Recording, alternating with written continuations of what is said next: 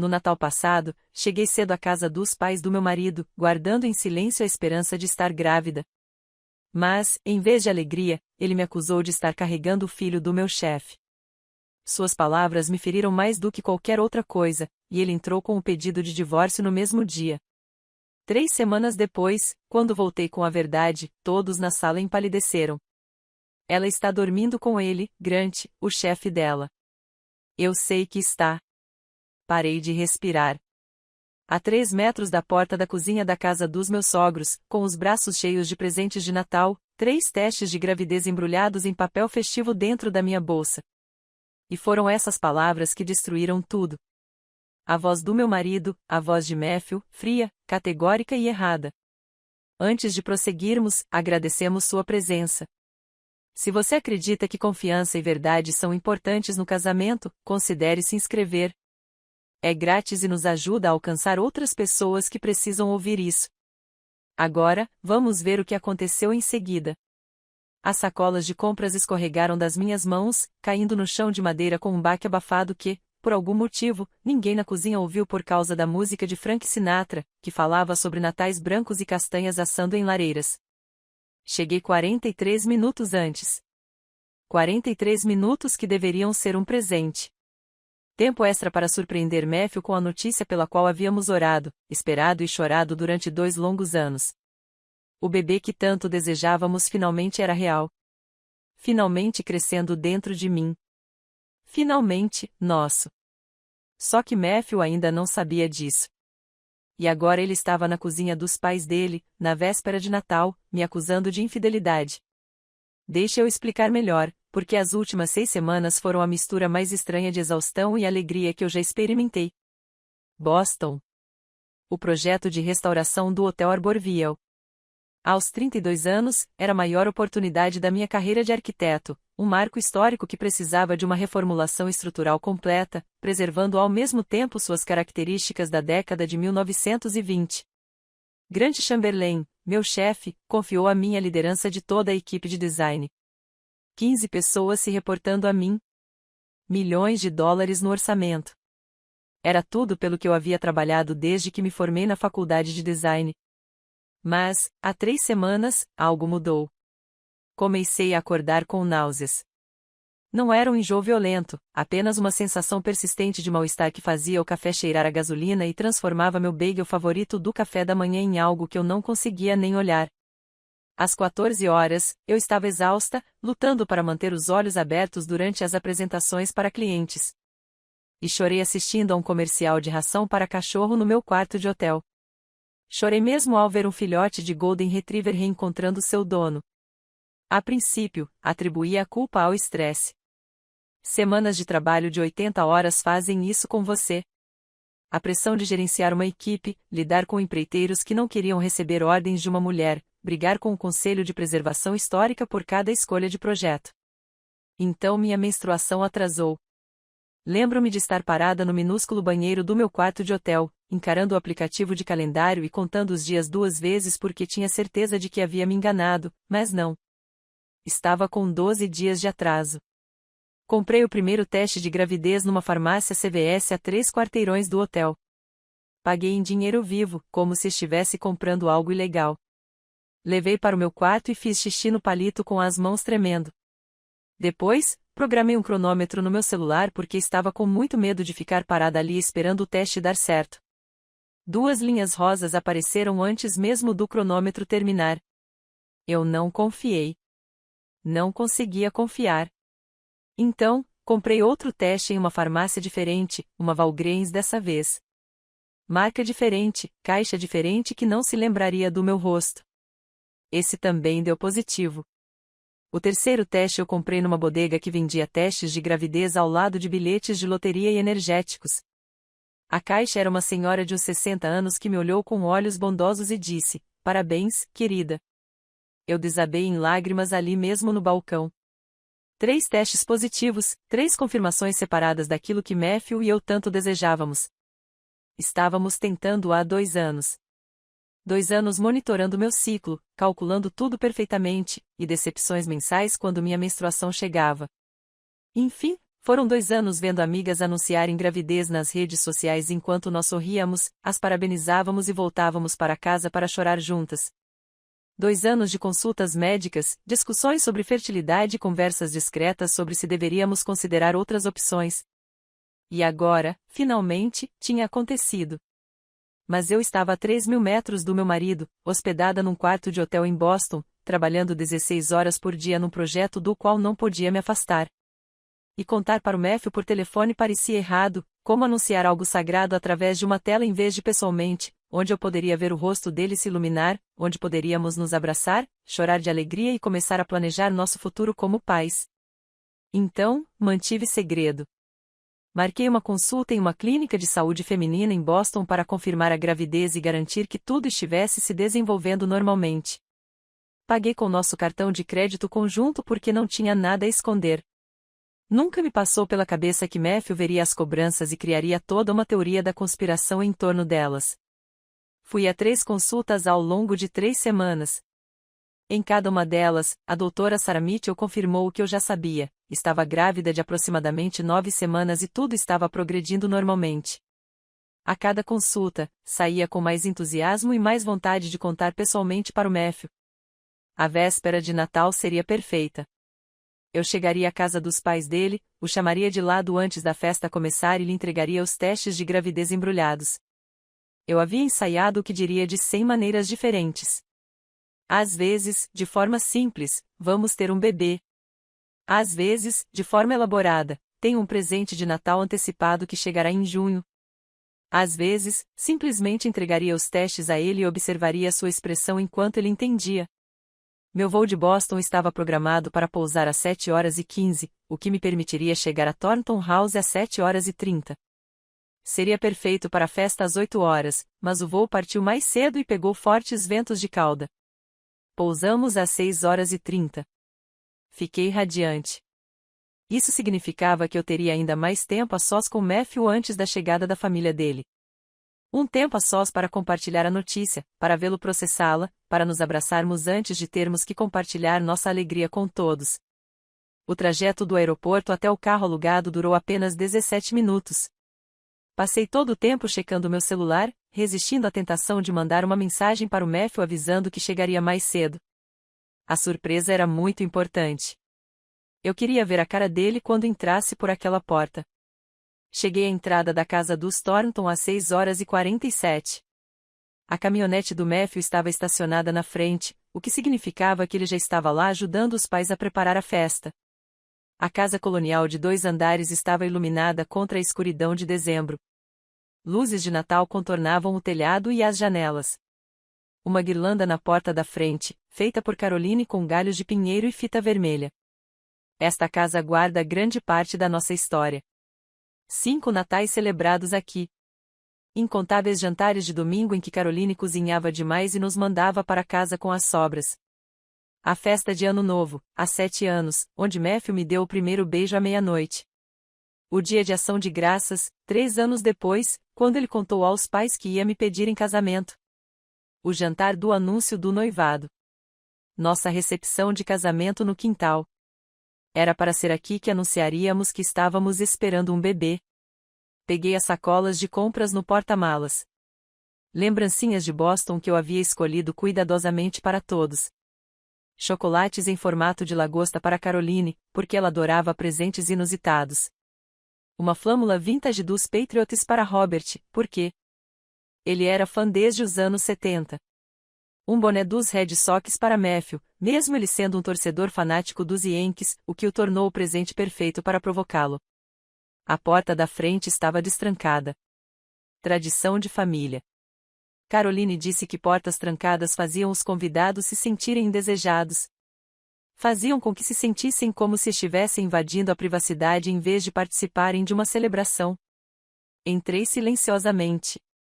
Sacolas de compras farfalhavam contra meu casaco de inverno. A casa tinha o cheiro perfeito.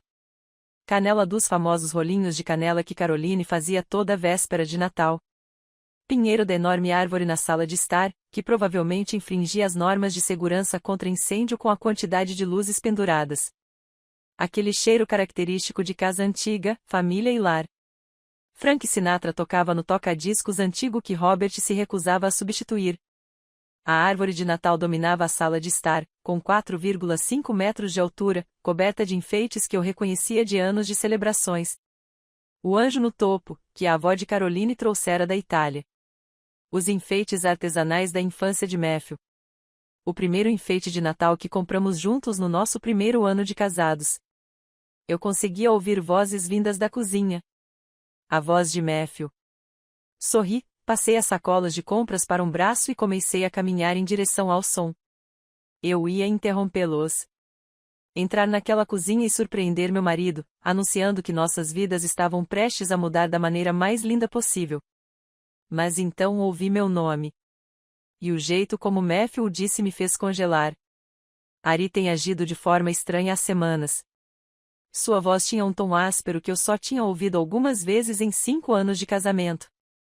Quando ele estava lidando com empreiteiros que tinham estragado um projeto, quando estava frustrado, irritado e tentando se manter controlado, reservado, distante. Ela está em Boston há 6 semanas, e toda vez que ligo, parece estar se sentindo culpada. Fiquei parada no corredor entre a sala de estar e a cozinha, com as sacolas me machucando as mãos, sem entender o que estava ouvindo. A voz de Caroline, suave.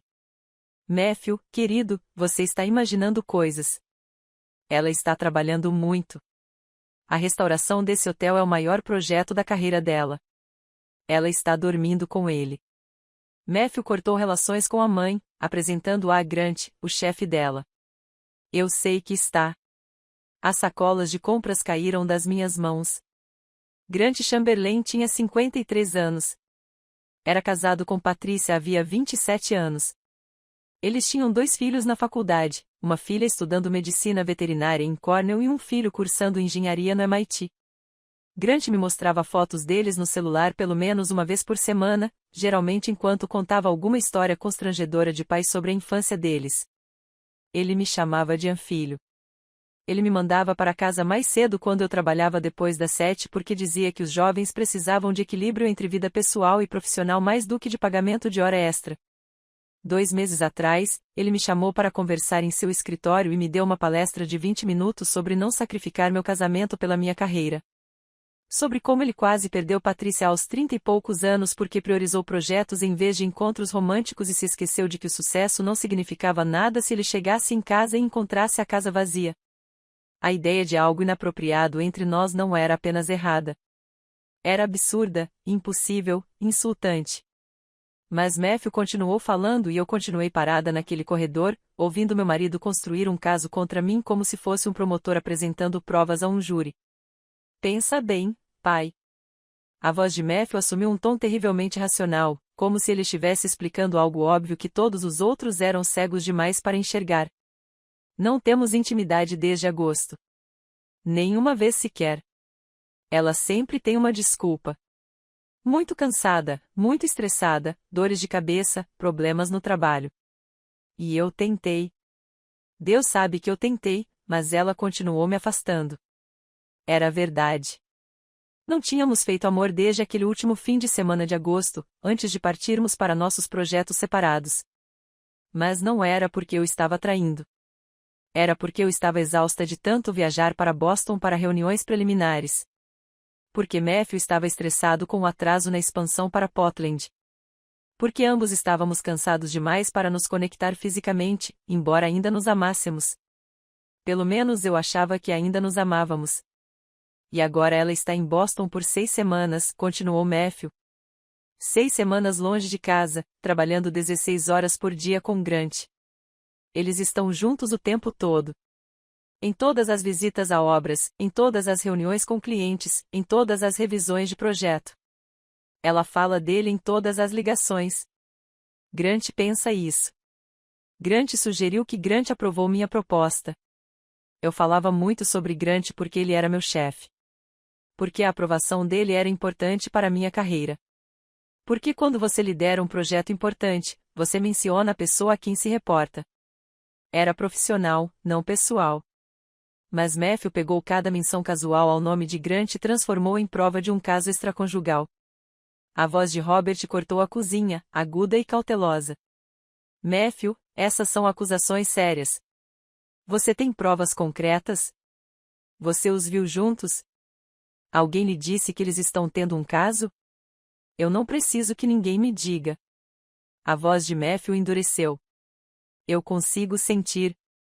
Eu conheço minha esposa, mas achava que a conhecia. Ela vem se afastando de mim há meses, desde setembro. Ela parou de responder minhas mensagens tão rápido. Nossas ligações ficaram mais curtas. Ela parece distraída quando conversamos, como se estivesse pensando em outra coisa, em outra pessoa. Durante nossas ligações, eu estava distraída porque estava com náuseas e tentando disfarçar. Também estava pesquisando sintomas de gravidez no meu laptop enquanto conversava com ele, e planejando como surpreendê-lo com a notícia e tentando não revelá-la acidentalmente cedo demais. Tudo o que Matthew dizia era tecnicamente verdade, mas a conclusão a que ele chegará estava tão errada que parecia que ele estava falando de uma pessoa completamente diferente. Caroline se pronunciou e eu pude sentir a tensão em sua voz. Ela estava tentando me defender, mas também tomando cuidado para não ignorar completamente os sentimentos do filho. Querida, acho que você está dando muita importância a coisas normais. Arya está trabalhando no maior projeto da carreira dela. Claro que ela está distraída e cansada. Isso não significa que ela seja infiel. Ela está grávida, mãe. As palavras saíram sem vida. Mortas. Definitivas. Minha mão disparou para agarrar a parede porque minhas pernas fraquejaram. As sacolas de compras que eu carregava já tinham caído, espalhadas pelo chão de madeira. A flâmula dos Patriots estava meio visível através do papel de embrulho rasgado. Chocolates de lagosta se espalharam da caixa. Ninguém na cozinha ouviu o barulho.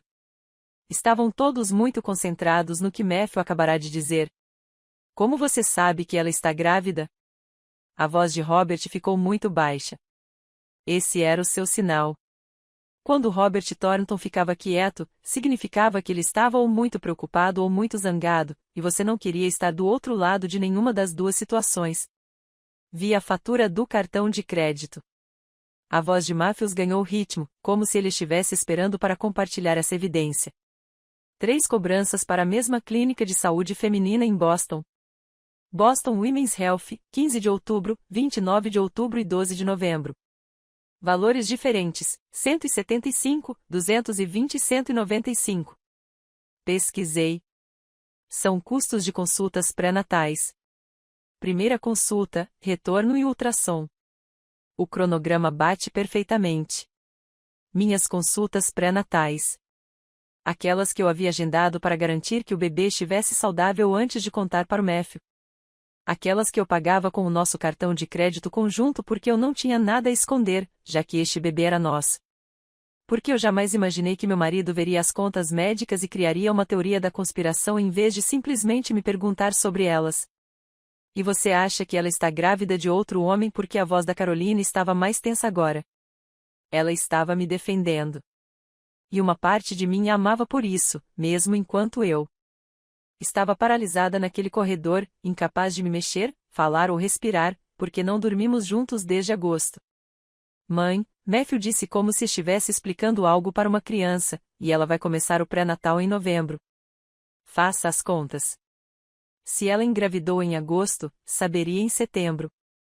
Ele teria me contado. Ela teria voltado para casa ou me convidado para ir a Boston. Ela não marcaria consultas a 3.000 metros do marido a menos que estivesse escondendo algo. A menos que o bebê não fosse meu. A lógica estava errada. Completamente e terrivelmente errada. Eu tinha engravidado no último fim de semana de agosto. O Dr. Mitchell confirmou com base no desenvolvimento fetal. Descobri 3 semanas antes, em meados de novembro, o que era um período perfeitamente normal. Marquei as consultas em Boston porque era onde eu estava, por conveniência. Porque planejava me transferir para o médico na minha cidade natal assim que contasse para o Matthew e voltasse definitivamente. Mas Matthew pegou os fatos e os distorceu, criando uma narrativa de traição que fazia um certo sentido doentio se você já estivesse convencido de que sua esposa estava te traindo. Você perguntou a ela sobre essas acusações? A voz de Robert continuava baixa, o que significava que ele estava ficando cada vez mais irritado. Você teve alguma conversa com Arya sobre isso? Por que eu faria isso? Matthew retrucou, para que ela possa mentir na minha cara e inventar alguma história sobre como são apenas exames de rotina ou consultas, ou qualquer desculpa que ela inventar. Eu não sou idiota, pai. Eu percebo o padrão. Ela parou de ter intimidade comigo em agosto. Começou a agir de forma estranha em setembro. Aceitou esse projeto em Boston em outubro. 6 semanas longe de casa, 16 horas por dia com o chefe dela. Desculpas constantes para não voltar para casa nos fins de semana. E agora está grávida e escondendo isso de mim? Que conclusão devo tirar? Caroline emitiu um som que poderia ter sido um soluço ou um protesto. Matthew, querido, você está cometendo um erro terrível. O que você vai fazer? Robert interrompeu, com a voz perigosamente calma. Houve uma pausa. Eu conseguia ouvir alguém se mexendo na cozinha, talvez andando de um lado para o outro. Então Matthew falou de novo, e sua voz havia mudado. Fria, metódica, decidida. Eu já fiz isso. Meu coração parou. Liguei para Richard Morrison esta manhã, dei entrada no pedido de divórcio, preparei os papéis, assinei tudo, oficializei a situação. Arya ainda não sabe. Ela acha que vai voltar para casa e encontrar uma festa de Natal e uma família feliz. Não, não, não, não. Vou entregar os documentos quando ela chegar hoje à noite, continuou Matthew. Bem aqui, na frente de todos. Quero que ela saiba que não sou nenhum idiota que ela possa manipular. Quero que ela veja que eu sei a verdade, que não vou ficar sentado criando o filho de outro homem enquanto ela finge que nosso casamento está bem. A voz de Caroline ficou ríspida. Matthew James Thornton, você não pode estar falando sério. Estou falando sério. O oficial de justiça está agendado para 7h30. Arya chega às 7h15. Momento perfeito. Ela entra achando que está tudo normal e, em vez disso, recebe os papéis do divórcio. Público, documentado, definitivo. Ela não tem controle sobre essa narrativa. Ela não tem como distorcer as coisas do jeito dela. Minha mão encontrou meu celular no bolso do casaco. Meus dedos se moveram automaticamente, por instinto, digitando uma mensagem para Matthew, mesmo sem conseguir enxergar a tela por causa das lágrimas que começaram a cair sem minha permissão. Vou atrasado. Vou chegar com uns 45 minutos de atraso. Partida sem mim. Te amo. Apertei enviar antes que pudesse pensar. Antes que eu pudesse processar o que estava fazendo, a resposta chegou em segundos. Ouvi o telefone tocar na cozinha. É a Arya, disse Matthew. Eu podia ouvi-lo lendo a mensagem em voz alta. Vou atrasado. Vou chegar com uns 45 minutos de atraso. Comece sem mim. Te amo. Ele disse aquelas duas últimas palavras. Te amo, com algo que soava como desprezo. Pronto. Ele contou outra mentira. Outra desculpa. Ela provavelmente nem está no aeroporto. Provavelmente está no apartamento do Grant ou em algum hotel, tentando ganhar tempo antes de ter que me encarar. Dirija com cuidado, ele respondeu por mensagem. Eu fiquei encarando aquelas duas palavras na tela. Dirija com cuidado. Ele planejava me entregar os papéis do divórcio na frente de toda a família em 45 minutos. E estava me dizendo para dirigir com cuidado como se tudo fosse normal, como se fosse um marido preocupado, apreensivo com a esposa viajando no inverno. Recuei da cozinha com pernas que pareciam não ser minhas. Meu ombro bateu na moldura da porta. Meu pé prendeu em uma das sacolas de compras caídas. Não me importei. Voltei para aquela sala de estar onde havíamos comemorado tantos natais, passei pela árvore coberta com nossa história compartilhada, pela lareira com fotos do nosso casamento, das nossas festas de aniversário e dos nossos encontros familiares. Saí pela porta da frente para o frio de dezembro e parei na varanda onde Matthew me beijou sob o visco 3 anos atrás. E peguei meu celular de novo. Só havia uma pessoa para quem eu podia ligar, uma pessoa que talvez entendesse, uma pessoa que nos conhecia bem o suficiente para me dizer se eu estava ficando louca ou se meu marido já tinha perdido a cabeça. O telefone tocou 2 vezes antes de David atender. Arya. Sua voz estava tensa, tensa e errada. Onde você está sentada na entrada da garagem? Eu disse, minha voz quase num sussurro. Na sua casa, prestes a receber os papéis do divórcio.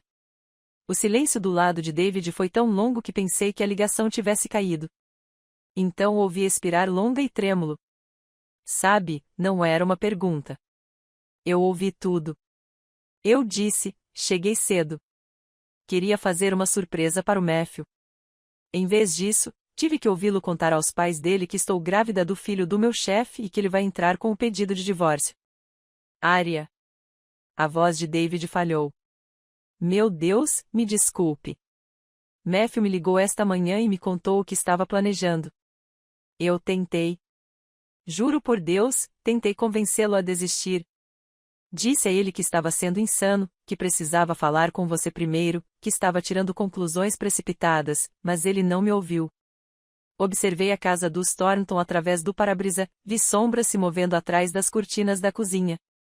Matthew provavelmente ainda estava lá dentro, ainda construindo sua argumentação contra mim para os pais que tentavam fazê-lo enxergar a realidade. Ele se convenceu de toda essa história. David continuou. Ele pegou cada detalhe, a distância, o estresse do trabalho, as despesas do cartão de crédito, e entrelaçou tudo nessa narrativa em que você é o vilão. Nada do que eu disse conseguiu mudar a opinião dele. Ele repetia que sentia, que sabia que todas as evidências apontavam para um caso extraconjugal. O bebê é dele, David. Minha voz embargou ao dizer essas palavras. O bebê é dele. Concebemos no final de agosto, naquele último fim de semana antes de viajarmos. Não fiquei com mais ninguém. Jamais ficaria. Parei, pressionei a mão contra a boca porque estava prestes a desabar em lágrimas e não podia me dar ao luxo de desmoronar ainda. Eu acredito em você, disse David imediatamente. Claro que acredito, mas o Matthew não está pensando direito. Ele está em uma espiral descendente há semanas. O projeto em Portland está atrasado e a empresa dele está ameaçando tirá-lo do projeto. O pai dele não para de fazer comentários sobre netos. James anunciou a gravidez da Sarah no mês passado e, desde então, o Matthew está agindo de forma estranha. E então você está em Boston, distante, e ele simplesmente criou essa conspiração na cabeça dele e agora não consegue enxergar além disso. Fechei os olhos. O irmão mais novo de Matthew, James, e sua esposa Sarah, anunciaram a gravidez no jantar de ação de graças, estavam com 12 semanas de gestação e o bebê deveria nascer em junho. Todos estavam muito felizes por eles. Eu vi Matthew sorrir e parabenizá-los, mas também vi algo passar pelo seu rosto, algo sombrio que eu havia descartado como estresse, mas agora percebi que poderia ter sido ciúme ou inadequação, ou ambos. E eu vinha mantendo minha gravidez em segredo, esperando o momento certo para contar a ele pessoalmente, sem saber que ele estava interpretando meu silêncio como traição. O que eu faço? Perguntei a David, devo entrar lá? Deixar que ele me entregue os documentos na frente de todos, tentar me defender de acusações que eu não deveria ter que enfrentar? Você tem duas opções, disse David com cautela. Você pode entrar lá hoje à noite, enfrentar isso nos termos de Matthew, se defender diante da família dele enquanto ele já decidiu que você é culpado. Ou você pode ir embora. Se reagrupar, conseguir provas e voltar quando estiver pronto para lutar por isso nos seus termos, não nos dele. A primeira opção me embrulhou o estômago. Entrar naquela casa, ver o olhar frio de Matthew. Os pais dele observando. Receber os papéis do divórcio como se eu fosse uma estranha sendo notificada de um processo. Ter que defender meu caráter, minha fidelidade, meu amor enquanto carregava nosso filho, e ninguém acreditar em mim porque Matthew já os havia envenenado contra mim. A segunda opção parecia mais inteligente, mais fria, mais estratégica. Que tipo de prova eu precisaria? Registros médicos, disse David sem hesitar. Cronologia da concepção fornecida pelo seu médico. Algo que mostre conclusivamente quando este bebê foi concebido. Algo que Matthew não possa negar, descartar ou distorcer para se adequar à sua narrativa. Pensei na doutora Mitchell, nas imagens da ultrassonografia, na linha do tempo detalhada que ela me mostrou do desenvolvimento fetal, que indicava a concepção no final de agosto com precisão médica. Preciso de 3 semanas, eu disse. O que você está pensando? Estou pensando em reunir todas as provas que demonstrem que este bebê é do Matthews.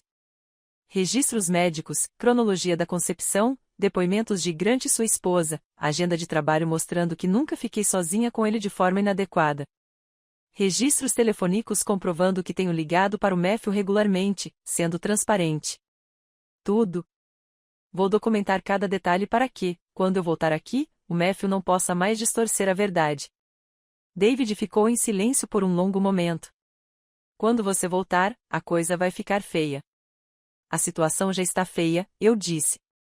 Só estou me certificando de que a verdade seja mais feia do que as mentiras dele. Certo. A voz de David se firmou. Então, eu ajudarei no que puder. Direi a Matthew que seu voo foi cancelado. Darei a você o tempo necessário.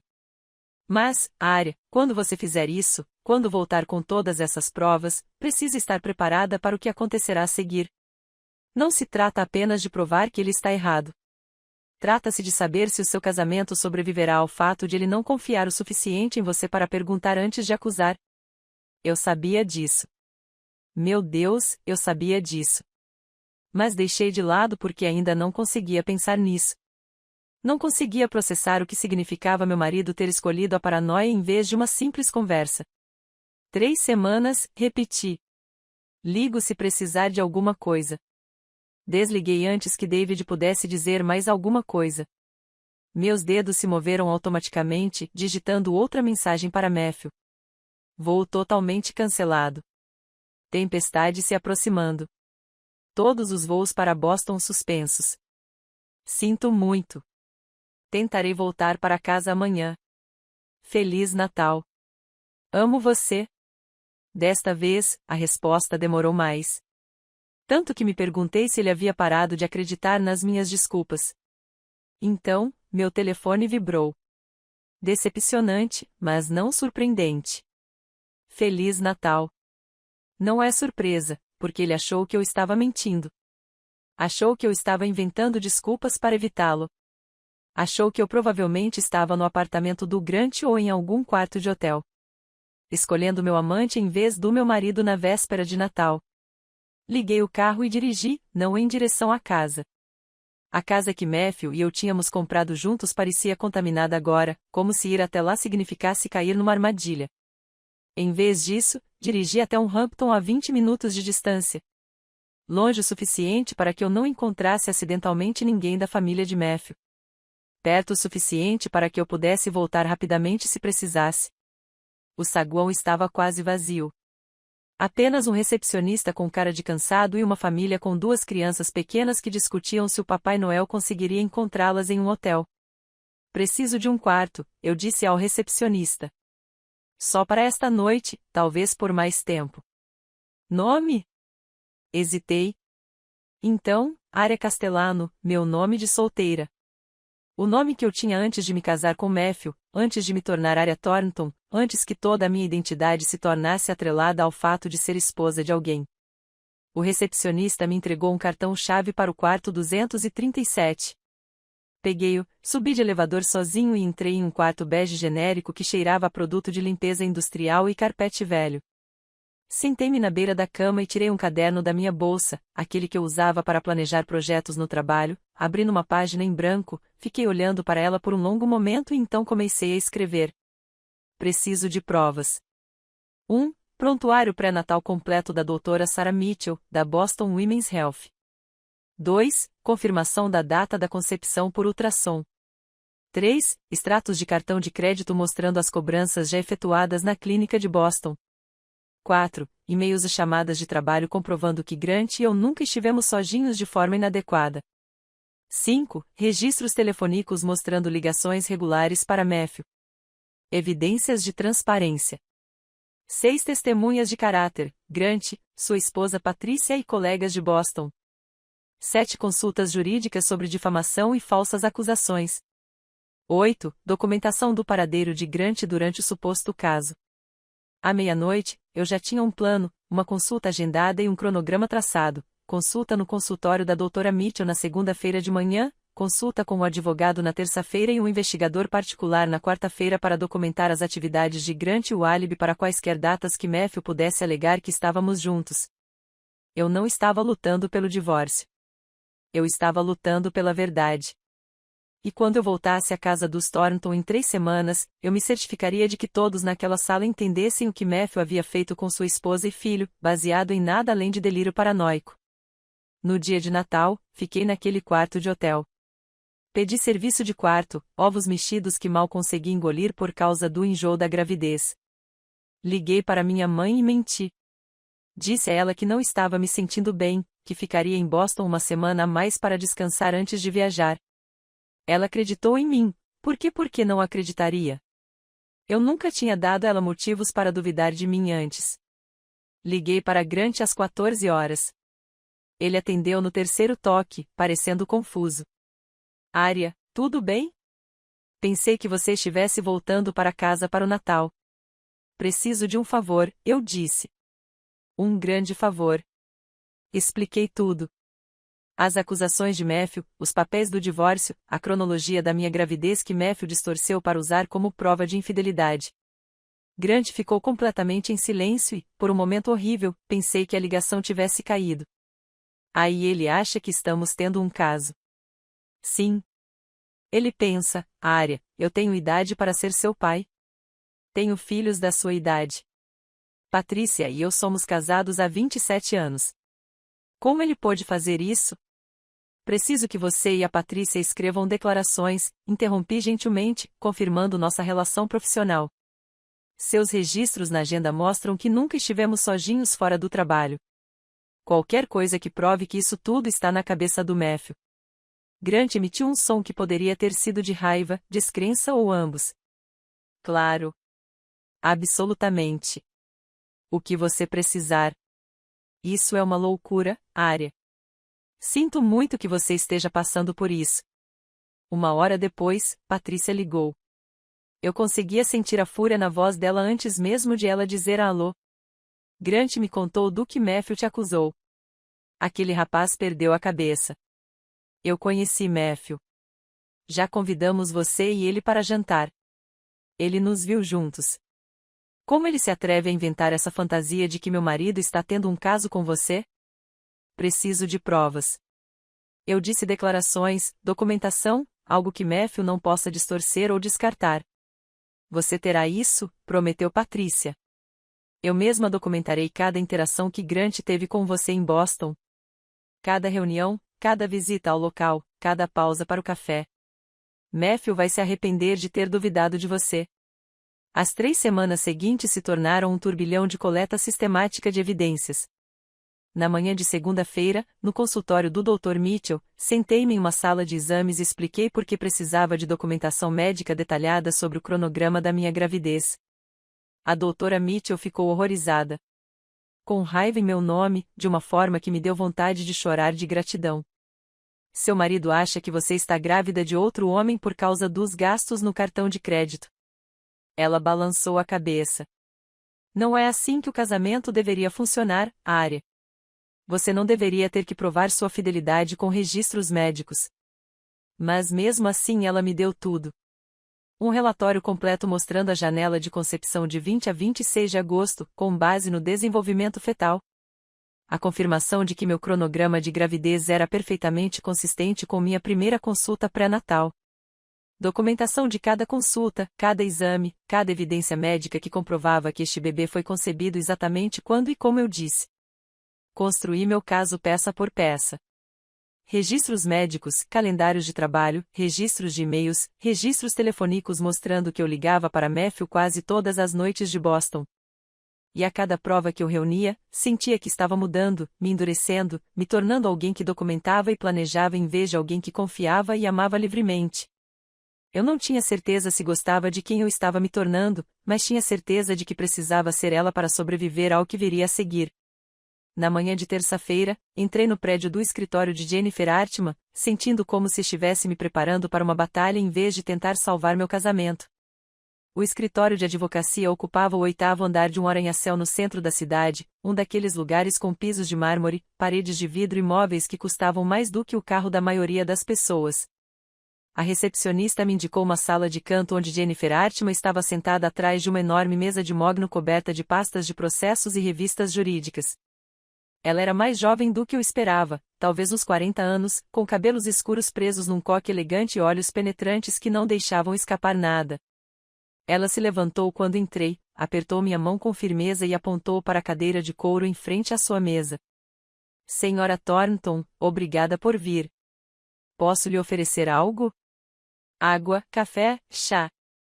Água seria bom, eu disse, porque minha boca estava seca e eu já havia tomado 2 xícaras de café naquela manhã, tentando acalmar meus nervos. Jennifer despejou água de uma jarra de vidro em um copo de cristal e o colocou na minha frente. Em seguida, sentou-se novamente, pegou um bloco de notas amarelo e clicou na caneta. Conte-me tudo, disse ela, desde o começo. Então, eu contei. Falei sobre Boston, a gravidez e o segredo que eu vinha guardando, sobre chegar cedo na véspera de Natal e ouvir Matthew me acusar de infidelidade, sobre os papéis do divórcio que ele havia entrado, a humilhação pública que ele havia planejado, a narrativa que ele havia construído em sua cabeça com base em gastos com cartão de crédito e paranoia. Jennifer anotava tudo sem interromper. Seu rosto manteve uma expressão profissional neutra, mas notei que suas sobrancelhas se ergueram levemente quando mencionei que Matthew planejava me entregar os documentos na frente de sua família. Quando terminei, ela largou a caneta e me analisou com aqueles olhos penetrantes. Você tem motivos para um processo por difamação se ele fez essas acusações publicamente, disse ela. Dizer aos pais dele que você está tendo um caso com seu chefe, alegar que está grávida do filho de outro homem, isso é difamatório. Você também tem motivos para pedir indenização por danos morais. A angústia mental de ser falsamente acusada, o estresse durante a gravidez, os danos à minha reputação profissional. Se a notícia se espalhar, poderíamos construir um caso sólido. Tomei um gole de água. Não quero processá-lo. Só quero provar que ele está errado. Jennifer inclinou-se para a frente, apoiando os cotovelos na mesa. Arya, preciso te perguntar uma coisa, e preciso que você seja honesta consigo mesma na resposta. Tem certeza de que quer lutar por este casamento? Um homem que a acusaria de infidelidade sem nem perguntar antes. Que pediria o divórcio sem uma única conversa. Que planejaria humilhá-la publicamente em uma reunião de família. Esse não é um homem que confia em você. Esse não é um homem que a respeita. É mesmo por isso que você quer lutar? A pergunta me atingiu como uma pedra no peito. Eu estava tão concentrada em reunir provas, em provar que Matthew estava errado, em mostrar a ele a verdade, que não parei para me fazer a pergunta mais profunda. Eu queria continuar casada com alguém que me considerava tão pouco. Ele está com medo. Ouvi a mim mesma dizer que o irmão dele acabou de anunciar uma gravidez. O pai dele não para de fazer comentários sobre netos. Matthew tem tido dificuldades com o projeto em Portland e se sente inadequado. Acho que ele se convenceu de que eu estava deixando porque uma parte dele acreditava que merecia ser deixada. A expressão de Jennifer não mudou. Isso explica o comportamento dele. Mas não o justifica. Medo e insegurança podem explicar por que ele criou essa narrativa, mas não justificam o que ele fez com você. Você entende isso, não é? Sim, eu tentei. Deus me ajude. Sim, tentei. Mas ainda havia uma parte de mim, a parte que se lembrava do pedido de casamento do Matthew naquele bar de karaokê, a parte que esteve ao lado dele no nosso casamento, a parte que carregava o filho dele, que queria acreditar que poderíamos consertar isso. Primeiro preciso das provas, eu disse. Preciso mostrar a ele que está errado. Só depois podemos decidir se vale a pena salvar o casamento. Jennifer me olhou por um longo momento, como se estivesse decidindo se insistia mais ou se deixava para lá. Finalmente, assentiu com a cabeça e abriu uma pasta em sua mesa. Tudo o que você precisa está aqui, disse ela, deslizando-a para mim.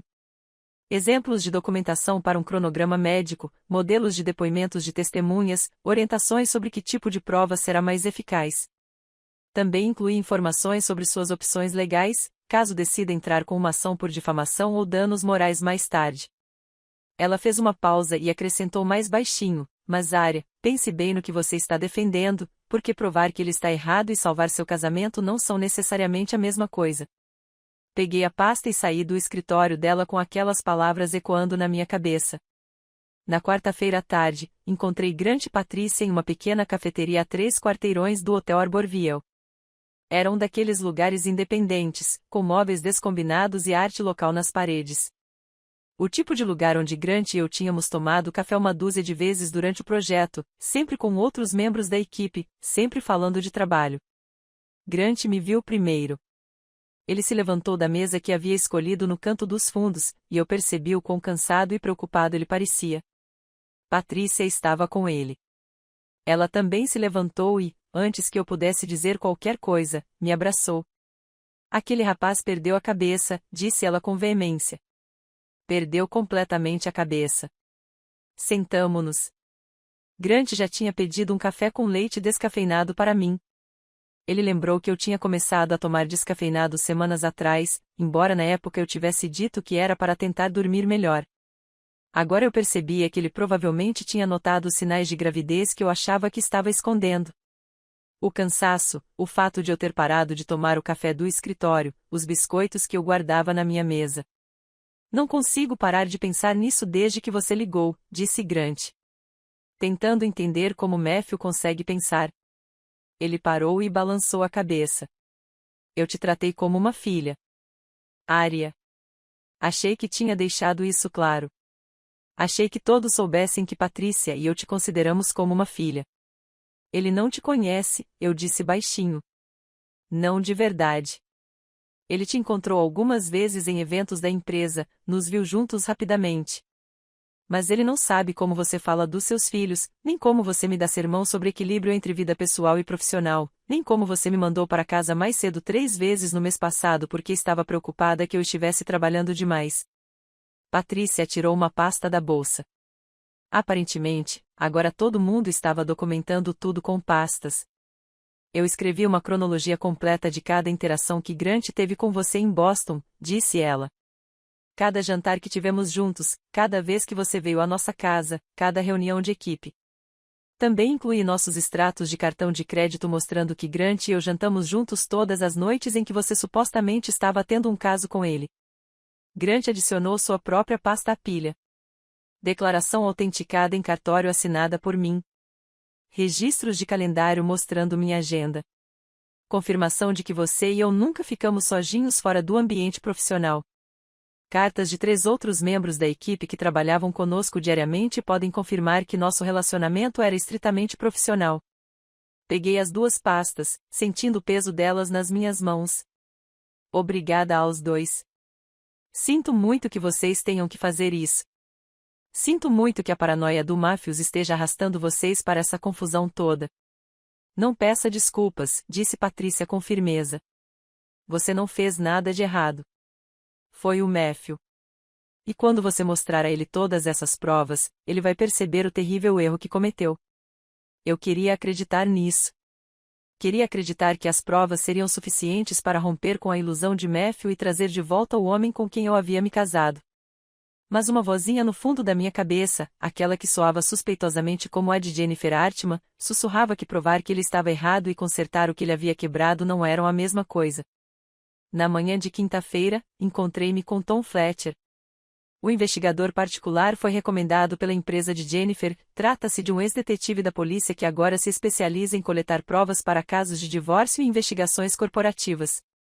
Ele me encontrou em uma lanchonete perto do meu hotel, sentou-se na mesa em frente a minha com um envelope pardo que se tornará deprimentemente familiar na última semana. Seu chefe é exatamente o que parece ser, disse Tom sem rodeios. Marido fiel, colega profissional. Não há nada aqui que sugira algo inapropriado. Ele retirou os documentos do envelope um por um. Extratos de cartão de crédito mostrando que Grant jantava com Patrícia todas as noites durante o período em que Matthew achava que estávamos tendo um caso. Nenhuma despesa suspeita em hotéis. Nenhum saque inexplicável em dinheiro. Imagens de segurança do Hotel Arborville mostram Grant e eu em salas de conferência em canteiros de obras, sempre com outras pessoas presentes. Registros telefônicos mostram que Grant ligava para Patrícia todas as noites entre 19 horas e 20 horas. Ligações com duração de 20 a 40 minutos. Também conversei com os funcionários do hotel, continuou Tom. O concierge, os garçons do restaurante, a supervisora de limpeza. Todos se lembram de ver o Sr. Chamberlain com a esposa regularmente. Ninguém jamais o viu com você fora do contexto profissional. Ninguém notou nada que sugerisse um caso extraconjugal. Ele empurrou a última página sobre a mesa. Um relatório resumido com sua opinião profissional claramente expressa na parte inferior. Nenhuma evidência foi encontrada para corroborar as alegações de infidelidade entre Arya Thornton e Grant Chamberlain. Todas as interações documentadas são compatíveis com uma relação profissional. Paguei os honorários de Tom. Dinheiro da nossa conta conjunta, o que me pareceu uma amarga ironia, usar nosso dinheiro para provar que eu não havia traído nosso casamento. Posso te dar um conselho? Perguntou Tom enquanto eu reunia os documentos. Extraoficialmente, assenti. Já trabalhei em muitos casos de divórcio, muitas investigações de infidelidade, e os que mais doem não são aqueles em que alguém realmente traiu. São aqueles em que alguém foi falsamente acusado, porque trair é uma escolha. Mas as falsas acusações revelam algo mais profundo. Revelam que a pessoa que deveria confiar em você mais do que ninguém não confia. E é muito mais difícil se recuperar disso. Ele se levantou, deixou o dinheiro do café na mesa e foi embora. Eu fiquei sentada naquela mesa do restaurante, cercada por provas da minha inocência, me perguntando se Tom tinha razão. Me perguntando se o estrago que Matthew tinha feito era irreparável, mesmo depois de eu ter provado que ele estava errado. Meu celular vibrou. Uma mensagem do David. O Matthew está perguntando por você. Quer saber se eu tive notícias suas. O que eu devo dizer a ele? Encarei aquela mensagem por um longo tempo antes de responder. Diga a ele que chegarei em casa em breve. Diga a ele que precisamos conversar. Diga a ele que se prepare para a verdade. Então, acrescentei mais uma pasta à minha crescente coleção de provas e comecei a planejar exatamente como eu voltaria àquela casa e faria Matthew encarar o que ele tinha feito. David me ligou numa sexta-feira à noite, 11 dias após o início do meu autoexílio. Eu estava sentada no meu quarto de hotel revisando todas as provas que havia reunido, organizando-as em categorias: médicas, profissionais, financeiras, depoimentos, quando meu telefone acendeu com o nome dele. Preciso te contar uma coisa, disse-lhe sem rodeios. Algo sobre Matthew, algo que talvez te ajude a entender por que ele perdeu a cabeça desse jeito. Larguei a pasta que estava segurando e aproximei o telefone do meu ouvido. Estou ouvindo. Você se lembra do jantar de ação de graças na casa dos Thornton? Eu me lembro. Matthew e eu estávamos lá, dando uma pausa em nossos respectivos projetos. Foi uma das últimas vezes que nos sentimos um casal normal, sentados à mesa de jantar da Caroline com toda a família, comendo peru demais e fingindo que estava tudo bem. Robert fez um comentário. David continuou, sobre netos. Ele estava conversando com James e Sarah sobre o bebê, e então olhou para Matthew e disse algo como: bem, pelo menos alguém vai nos dar netos. Matthew e Arya estão muito ocupados com suas carreiras para pensar em família. Fechei os olhos. Eu não tinha ouvido aquele comentário. Estava na cozinha ajudando Caroline com a sobremesa, mas conseguia imaginar como aquilo tinha soado para Matthew. Como teria sido a confirmação de todas as suas inadequações. Era para ser uma piada, disse David. Você sabe como o Robert é. Às vezes ele não pensa antes de falar. Mas o Matthew levou isso muito a sério. Eu vi a cara dele. Vi algo se fechar dentro dele. Por que você não me contou? Porque o Matthew pediu para eu não contar. Disse que não queria que você se sentisse mal por isso. Disse que não era nada demais. A voz de David ficou rouca. Mas aí, uma semana depois, James e Sarah anunciaram a gravidez. 12 semanas, com previsão de parto para junho, e Caroline chorou mesmo de felicidade.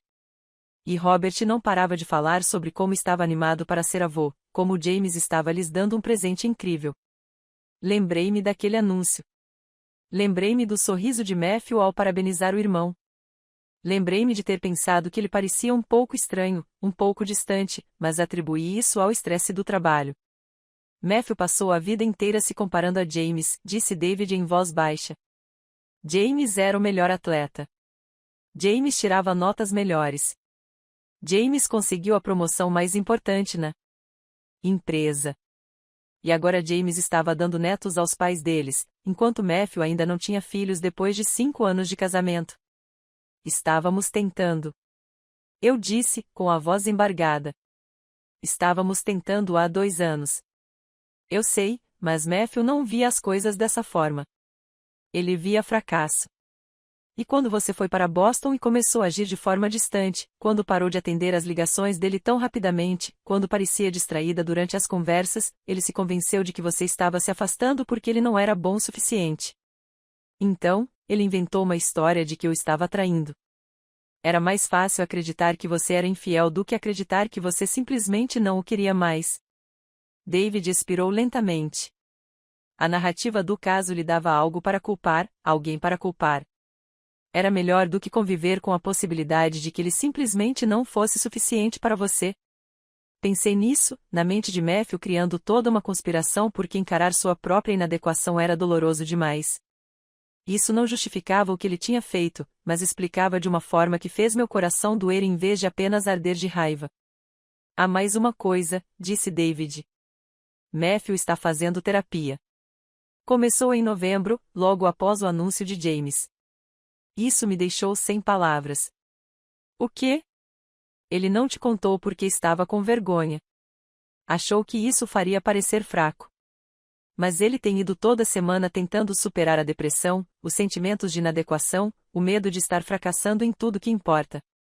Matthew estava em terapia há 6 semanas e não me disse uma palavra sequer.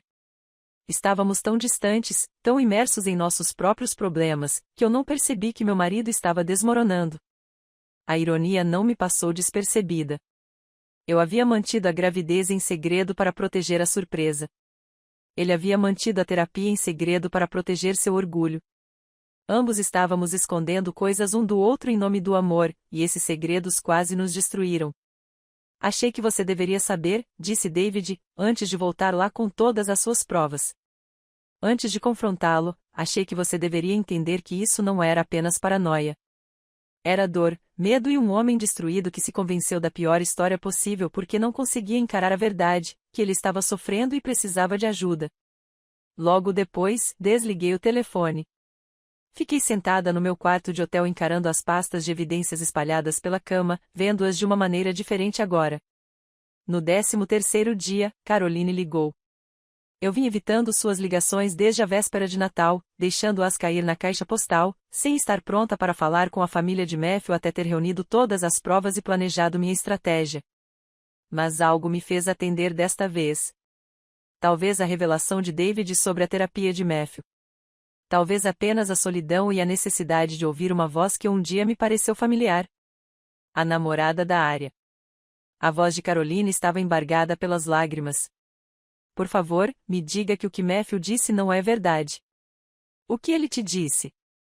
Que você não vai voltar para casa, que você confirmou que quer o divórcio, que você vai ficar em Boston com... Ela parou, não conseguiu terminar a frase.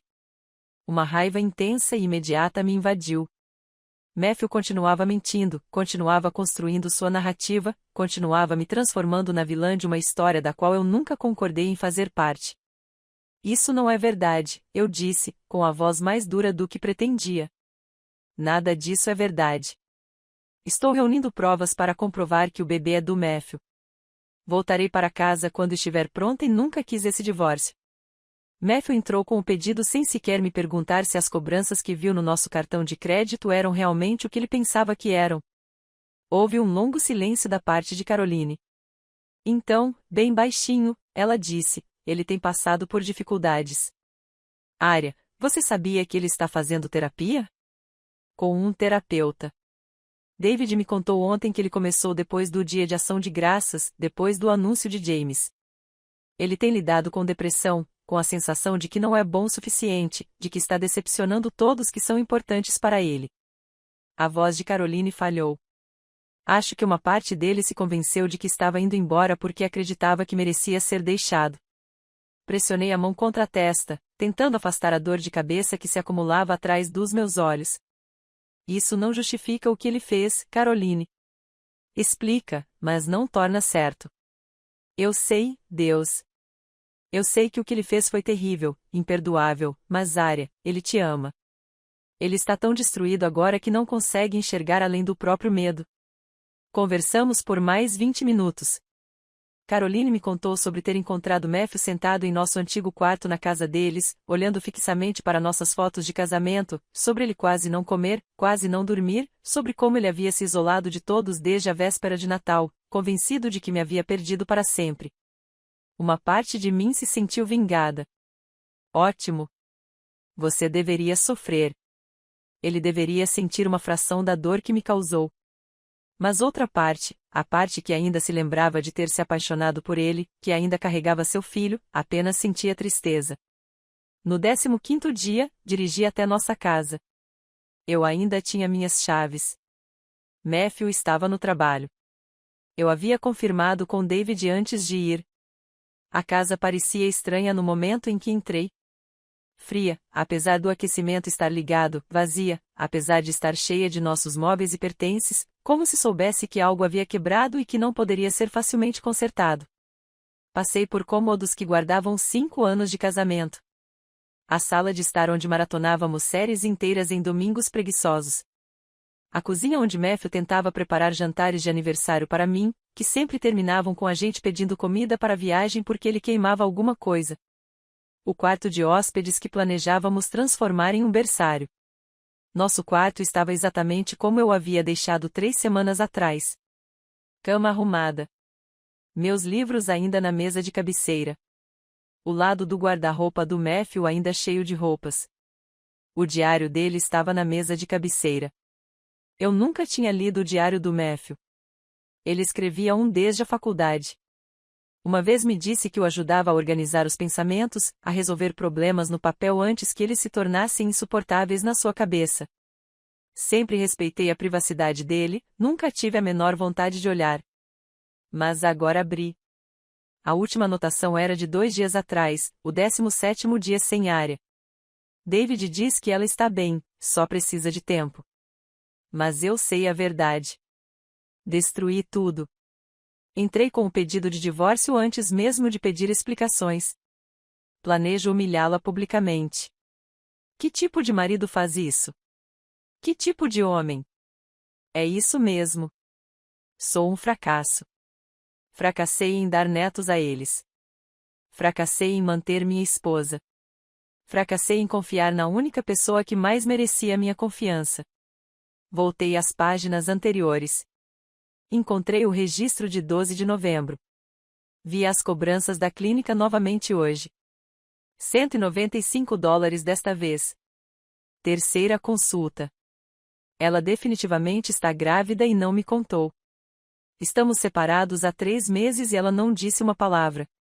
Por que ela esconderia isso, a menos que o bebê não seja meu? A menos que ela esteja planejando me deixar por ele.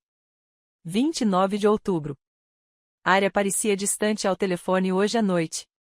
Disse que estava cansada, mas percebi algo mais em sua voz. Culpa. Medo de que eu esteja descobrindo. Vi a cobrança no cartão de crédito ontem. Boston Women's Health, $220. Pesquisei. É uma clínica da OBJ. Ela está grávida? E se estiver, por que não me conta? Dia 3 de outubro, James e Sarah vão ter um bebê. Mamãe chorou. Lágrimas de alegria de verdade. Papai não conseguia parar de sorrir. E eu fiquei ali sentado pensando em como eu os decepcionei. 5 anos de casados e nada para mostrar. Arya e eu tentamos por 2 anos e nunca aconteceu. Talvez não sejamos feitos para ser pais. Talvez eu não seja feito para ser pai. Talvez seja por isso que Arya parece tão distante ultimamente. Ela percebeu que se casou com o irmão errado. 15 de setembro. Liguei para Arya hoje à noite. Ela parecia exausta. Disse que o projeto Boston é demais para ela. Mas me pergunto se ela simplesmente está cansada de mim. Cansada. Deste casamento. Cansada de fingir que estamos felizes quando nós dois sabemos que algo está quebrado entre nós. Li aquelas anotações e senti algo mudar no meu peito. Não era apenas paranoia. Era dor. Depressão. Um homem que se convencera de que estava fracassando em tudo que importava, interpretando cada evidência neutra através dessa lente de inadequação. Isso não justificava o que ele tinha feito. Não tornava o pedido de divórcio aceitável. Não apagava a humilhação pública que ele havia planejado. Mas me ajudou a entender. Nós dois estávamos guardando segredos. Nós dois estávamos nos protegendo. Nós dois estávamos tão focados em não sobrecarregar o outro que tínhamos parado de nos comunicar completamente. Fotografei as anotações do diário com meu celular. Adicionei as fotos ao meu dossiê de provas. Não como prova da minha inocência. Eu já tinha muitas provas disso, mas como prova do estado mental de Matthew, da depressão e da sensação de inadequação que o levaram a criar uma conspiração onde não havia nenhuma. Então, coloquei o diário de volta exatamente onde o havia encontrado e saí daquela casa sentindo-me mais convicta do que nunca sobre o que precisava fazer.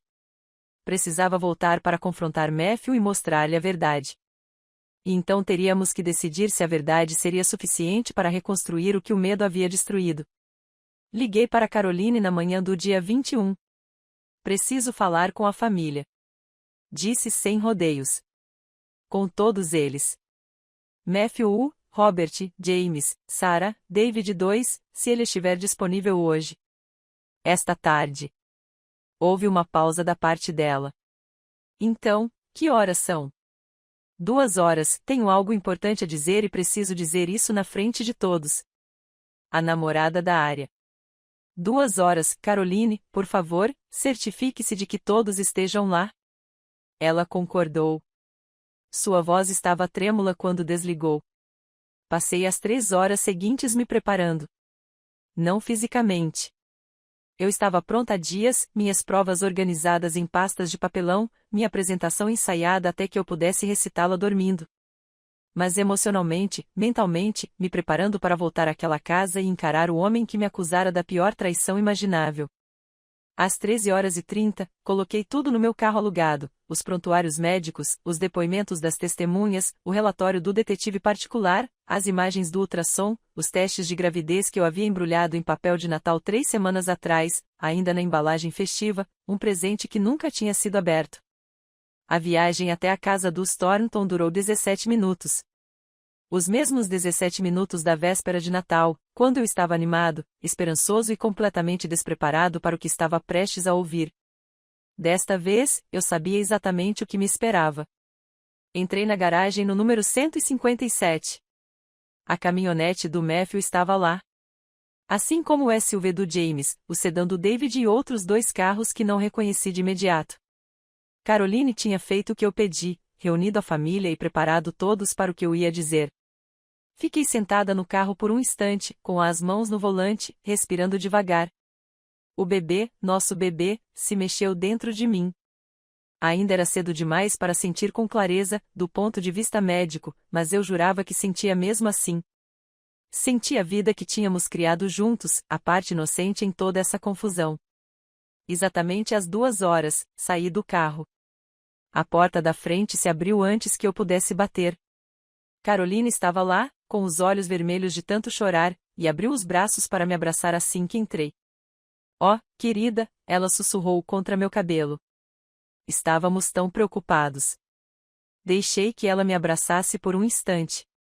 Então, me afastei delicadamente. Onde estão todos? Sala de estar. Esperando por você. Atravessei aquele corredor familiar carregando minha bolsa cheia de evidências.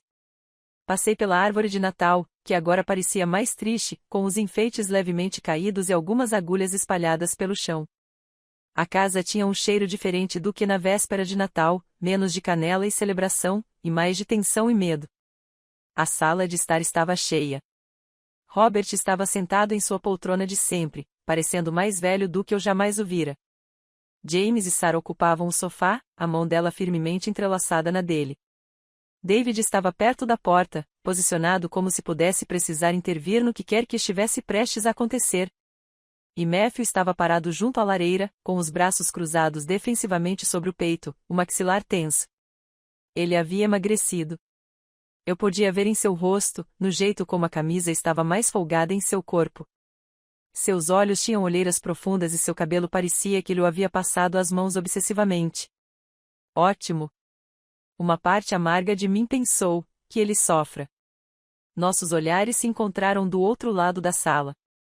Vi suspeita, medo e, por baixo de tudo, algo que parecia uma esperança desesperada. Caminhei até o centro da sala de estar e coloquei minha bolsa sobre a mesa de centro. O relógio de parede no corredor tic-taqueava alto no silêncio. Obrigada por virem, eu disse, olhando para cada pessoa individualmente. James, Sarah, David, Robert, Caroline, finalmente, Matthew. Eu sei que isso é incomum, mas o que eu tenho a dizer precisa ser dito na frente de todos que importam, porque, há 3 semanas, Matthew fez acusações sobre mim que envolveram toda esta família, e agora todos merecem ouvir a verdade. Matthew cerrou os dentes e cruzou os braços sobre o peito. Abri a bolsa e tirei o primeiro item, o teste de gravidez. Ainda embrulhado em papel de Natal, com flocos de neve vermelhos e verdes sobre fundo branco. Um pequeno laço no topo, amassado durante minha saída apressada na véspera de Natal. Coloquei o papel na mesa de centro, onde todos pudessem vê-lo. Há 3 semanas, eu disse, com a voz firme e clara. Cheguei a esta casa 43 minutos mais cedo. Peguei um voo mais cedo de Boston porque não conseguia esperar mais para ver Matthew. Eu tinha novidades. As melhores novidades. Novidades que eu vinha guardando em segredo há 3 semanas porque queria contar a ele pessoalmente, para ver a reação dele ao descobrir. Desembrulhei o teste de gravidez devagar, com cuidado. Deixei o papel festivo cair, revelando o bastão de plástico branco com suas 2 linhas rosas inconfundíveis. Caroline soltou um pequeno som. Levou a mão à boca. Eu estava grávida. Continuei. Estou grávida. De 14 semanas. O bebê nasce no final de junho. Robert levou a mão ao peito. Os olhos de Sarah se encheram de lágrimas. James olhou para o irmão com uma expressão que eu não consegui decifrar. Matthew não se mexeu, não reagiu, apenas encarou o teste de gravidez como se estivesse vendo um fantasma. Mas eu não consegui contar para o Matthew naquela noite, eu disse. Porque quando entrei nesta casa mais cedo, quando passei por aquela porta da frente pronta para surpreender meu marido com o presente pelo qual estávamos orando, eu ouvi te contar. Olhei para Caroline e Robert, que eu estava grávida do filho do meu chefe, que eu estava tendo um caso, que ele estava entrando com o pedido de divórcio e planejando me entregar os papéis na frente de todos na festa de Natal. O silêncio na sala era absoluto. Até o relógio parecia ter parado de funcionar. Então, eu saí, disse simplesmente. Não o deixei me servir. Não me defendi de acusações que não deveria ter que enfrentar. Em vez disso, passei 3 semanas reunindo evidências, provas e documentos que demonstrassem, sem sombra de dúvida, que Matthew estava errado. Peguei a próxima pasta, o relatório da doutora Mitchell, abri para que todos pudessem ver o cabeçalho médico, o cronograma detalhado e as imagens do ultrassom. Este relatório é da minha obstetra em Boston, doutora Sarah Mitchell. Ele mostra a janela de concepção desta gravidez com base no desenvolvimento fetal, de 20 a 26 de agosto, o fim de semana antes de Matthew partir para Portland e eu para Boston.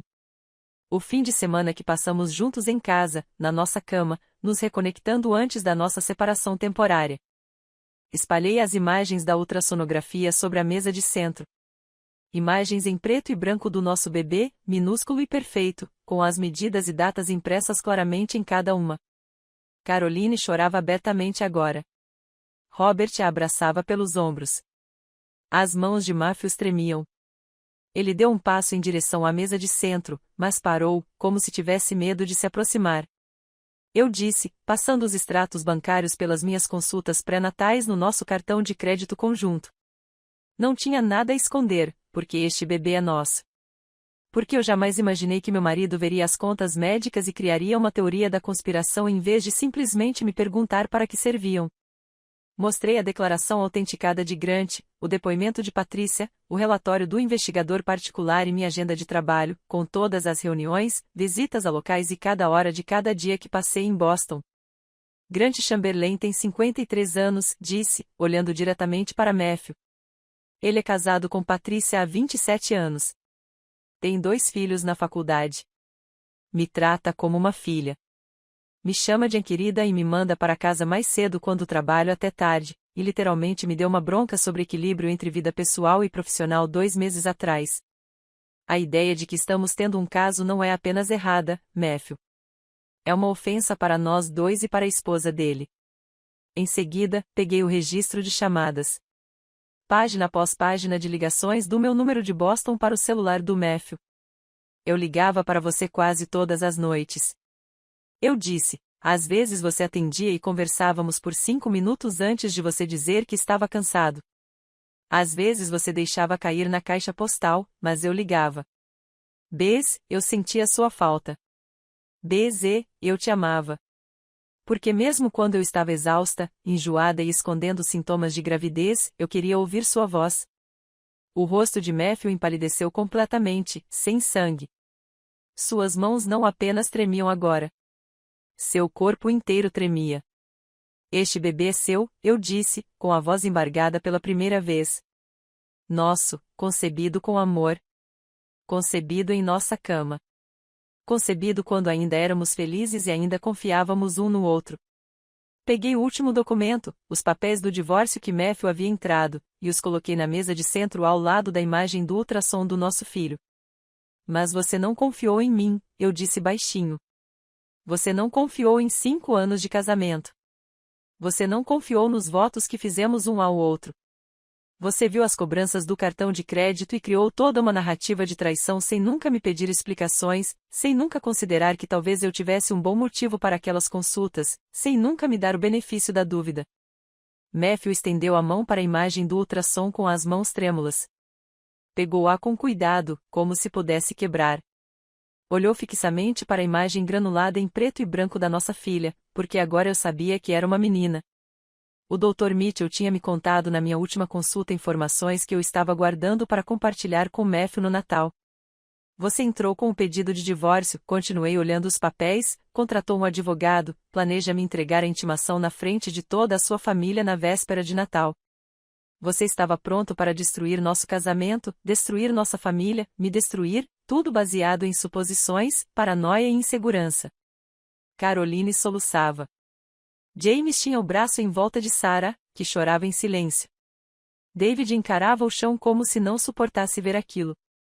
Robert olhava para o filho com uma expressão que era meio decepção, meio de profunda tristeza. Os joelhos de Matthew fraquejaram. Ele sentou-se com força no chão da lareira, ainda segurando a imagem do ultrassom, ainda encarando a prova de seu filho. Eu te amo, eu disse, e minha voz falhou completamente. Eu te amo desde a noite em que nos conhecemos naquele bar de karaokê. Fui fiel a você todos os dias do nosso casamento. Eu jamais te trairia. Mas você não acreditou nisso. Você não acreditou em nós. E eu não sei se consigo te perdoar. Peguei os papéis do divórcio. Então, é o seguinte, você vai ligar para Richard Morrison e retirar esses papéis. Vai dizer a ele que cometeu um erro terrível. E então, vai decidir que tipo de homem quer ser, o homem que confia na esposa e luta pela família ou o homem que joga tudo fora porque era inseguro demais para fazer uma pergunta simples. Coloquei os papéis de volta sobre a mesa e peguei minha bolsa. Estarei no Hotel Riverside, quarto 412.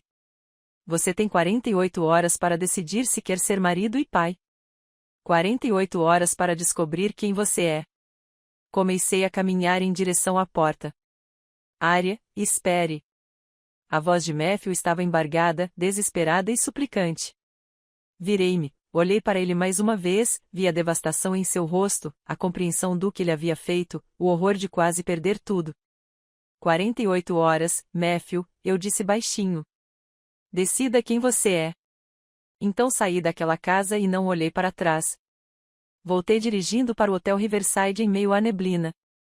Minhas mãos apertavam o volante com tanta força que meus nós dos dedos ficaram brancos, mas mal percebi a direção. Mal vi as estradas, os outros carros ou o céu cinzento de dezembro, ameaçando com neve. Tudo que eu conseguia ver era o rosto de Matthew quando saí. A devastação, o horror, o lento colapso de um homem percebendo que havia destruído tudo o que importava, baseado apenas em sua própria mente perturbada. De volta ao quarto 412, sentei-me na beira da cama e esperei que algo acontecesse, por alívio, satisfação ou vingança, por alguma recompensa emocional. Depois de 3 semanas reunindo provas e planejando esse confronto, tudo o que eu senti era um vazio. Meu telefone tocou às 8 da noite. David, você está bem? Perguntou ele. Não sei o que estou fazendo. Queria te contar o que aconteceu depois que você saiu. Achei que você merecia saber. Esperei. Matthew desabou.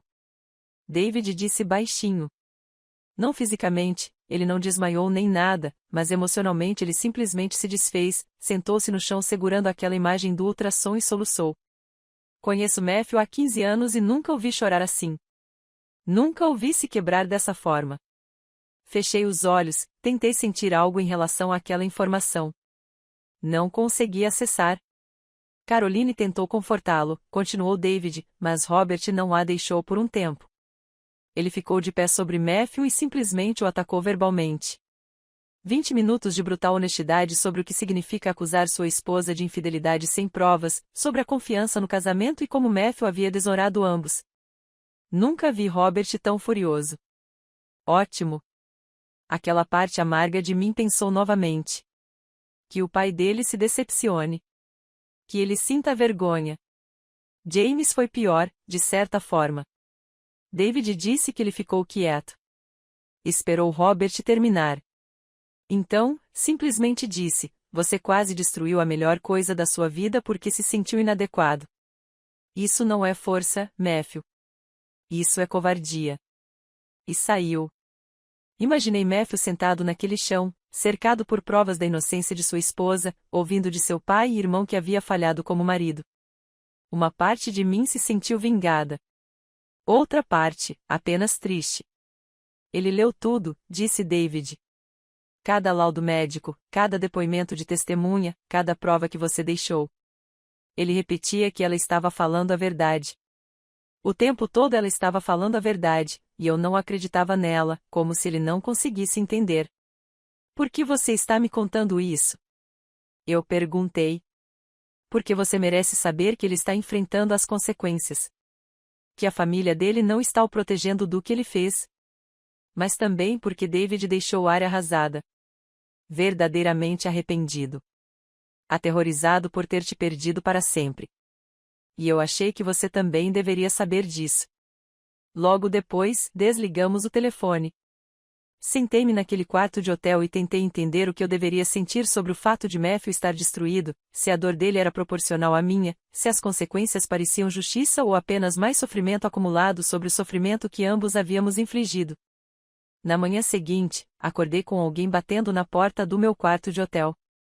Olhei pelo olho mágico. Caroline estava no corredor, parecendo pequena, cansada e mais velha do que eu jamais a vira. Quase não abri a porta, quase fingi que não estava ali, que tinha saído, que ainda não estava pronta para falar com a família de Matthew. Mas algo me fez trancar a porta. Por favor, Arya, disse Caroline antes que eu pudesse falar. Só 5 minutos. Deixei-a entrar. Sentamo-nos uma de frente para a outra. Eu na cama, ela na única cadeira desconfortável perto da janela, e ela olhou para mim com os olhos cheios de lágrimas. Ela estava tentando não chorar. Não estou aqui para dar desculpas para ele, disse ela. O que Matthew fez foi imperdoável. Verdadeiramente imperdoável. Mas eu queria que você entendesse a origem disso. David já me contou sobre depressão, terapia e sentimento de inadequação. É mais do que isso. Caroline torceu as mãos no colo. Matthew passou a vida inteira sendo comparado a James. James era o melhor atleta na escola. James tirava notas melhores. James conseguiu a bolsa para a melhor faculdade. James foi promovido mais rápido na empresa. Robert e eu tentamos não compará-los, mas as famílias fazem isso de qualquer jeito. Os amigos fazem isso, os professores faziam isso, e Matthew internalizou tudo isso. Eu já sabia de algumas dessas coisas, tinha visto a dinâmica entre os irmãos nas reuniões de família, o jeito como Matthew às vezes ficava quieto quando James falava sobre suas conquistas. Quando James anunciou a gravidez de Sarah no dia de ação de graças, Caroline continuou, algo se quebrou dentro de Matthew. Eu vi acontecer. Vi ele sorrir e parabenizá-los enquanto algo dentro dele morria. E então Robert fez aquele comentário sobre netos. Ele não quis dizer nada com isso. Ele nunca pensa antes de falar. Mas isso confirmou tudo que Matthew já acreditava sobre si mesmo, que ele estava nos decepcionando. Decepcionando você. Decepcionando como homem. Isso não justifica o que ele fez comigo. Eu sei. A voz de Caroline falhou. Eu sei que não justifica. Mas, Arya, ele está fazendo terapia desde novembro, tentando lidar com a depressão, com os sentimentos de inadequação. Ele nunca te contou porque tinha vergonha. Achava que isso faria parecer fraco.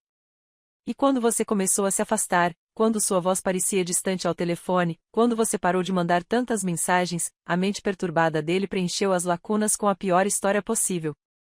Ele poderia ter me perguntado. Eu fiz uma pergunta simples. Arya, vi cobranças de uma clínica em Boston. Para que servem?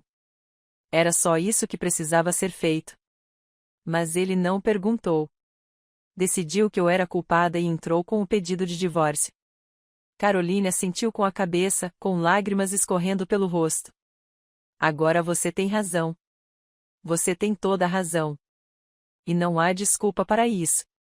Mas Arya, ele te ama. Ele ama aquele bebê.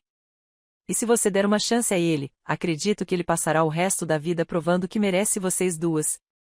Depois que ela foi embora, fiquei sentada sozinha com aquelas palavras, me perguntando se o amor era suficiente, se Matthew passar o resto da vida provando seu valor era o que eu queria ou apenas mais um fardo para carregar.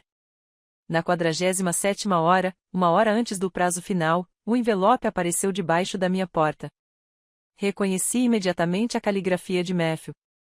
Meu nome escrito em letras trêmulas na frente, como se sua mão tivesse tremido tanto que ele mal conseguia segurar a caneta. Quase não abri. Quase joguei fora sem abrir, porque não estava preparada para ouvir as desculpas, os pedidos de perdão ou os pedidos que ele havia escrito. Mas abri mesmo assim. 3 páginas escritas à mão. Cada palavra um pouco trêmula, como se ele tivesse chorado enquanto escrevia. Arya, eu não tenho o direito de te pedir para ler isso. Eu não tenho o direito de te pedir nada, mas preciso que você saiba a verdade sobre o que aconteceu na minha cabeça nos últimos meses. Estou fazendo terapia desde novembro. Comecei depois que James anunciou a gravidez da Sarah. Minha terapeuta me diagnosticou com depressão e ansiedade. Disse que provavelmente venho lidando com isso há anos, mas nunca admiti. Ela tem me ajudado a entender porque sinto que nunca sou suficiente. Porque me comparo com todo mundo e sempre fico aquém. Quando você foi para Boston, fiquei feliz por você, orgulhoso de você. A restauração daquele hotel era tudo pelo que você tinha trabalhado. Mas aí você começou a parecer diferente nas nossas ligações. Distante, cansado, e minha mente confusa começou a sussurrar que você estava se afastando porque tinha percebido que podia fazer melhor do que eu. Vi as cobranças do cartão de crédito na clínica. Deveria ter perguntado sobre elas. Deveria ter confiado em você. Mas uma parte de mim acreditava que eu merecia ser traída. Acreditava que você acabaria me deixando por alguém melhor, alguém mais bem-sucedido, alguém que pudesse te dar a vida e a família que você merecia. Então eu criei uma história onde você era o vilão, onde você estava me traindo, onde o bebê não era meu. Porque essa história era mais fácil do que encarar a verdade. Que eu estava tão destruído. Eu não conseguia acreditar que minha própria esposa me amava. Mas você nunca me traiu, Arya. Eu te traí. Traí nosso casamento. Traí a confiança que você depositou em mim. Pedi o divórcio sem te fazer uma única pergunta. Planejei te humilhar publicamente. Me convenci de que você era culpada porque era mais fácil do que admitir que eu estava destruída. Retirei os papéis do divórcio. Liguei para Richard Morrison esta manhã e disse a ele que cometi um erro terrível. Disse a ele que minha esposa era inocente de tudo o que eu a havia acusado. Sei que não mereço perdão. Sei que destruí algo que talvez seja impossível de consertar, mas mesmo assim estou pedindo uma chance. Uma chance de provar que posso ser melhor. Uma chance de ser o marido que você merece e o pai que nossa filha merece. Sim, eu sei que é uma menina. Mamãe me contou. E eu fiquei aqui pensando em como quase a destruí antes mesmo dela ter a chance de nascer. Como quase perdi vocês duas porque fui covarde demais para encarar a minha própria inadequação. O que você precisar de mim, eu farei. Aconselhamento, espaço, tempo, total transparência sobre minha terapia e saúde mental. Qualquer coisa, tudo. Eu te amo, Arya. Eu te amo desde aquele bar de karaokê, há 7 anos, e sinto muito, Matthew. Li a carta 3 vezes, deixei as palavras penetrarem em mim, senti-as corroer a armadura que eu havia construído nas últimas 3 semanas. Exatamente às 48 horas, alguém bateu na minha porta. Eu sabia quem era antes mesmo de olhar pelo olho mágico. Matthew estava parado no corredor, com a aparência de quem não dormia há 3 semanas. Olhos vermelhos e inchados, rosto abatido e pálido, mãos trêmulas enquanto segurava uma pasta contra o peito como se fosse a única coisa que o mantivesse são. Abri a porta. Retirei os papéis, disse-lhe imediatamente, com a voz embargada. Liguei para Richard esta manhã. Está feito. O divórcio está cancelado. Esperei. Não o convidei a entrar. Fiquei parada na porta enquanto ele se esforçava para encontrar as palavras. Sinto muito, disse-ele finalmente.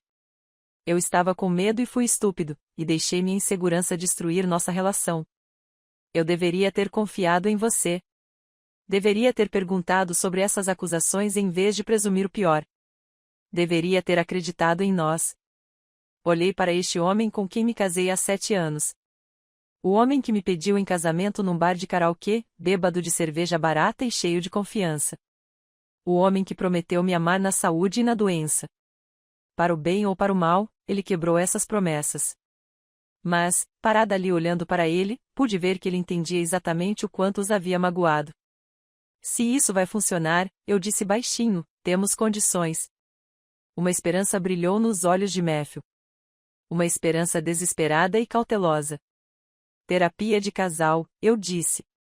2 vezes por semana. Inegociável. Você precisa descobrir por que não confiou em mim. Por que deixou sua depressão e medo se transformarem em acusações? Sim. Qualquer coisa.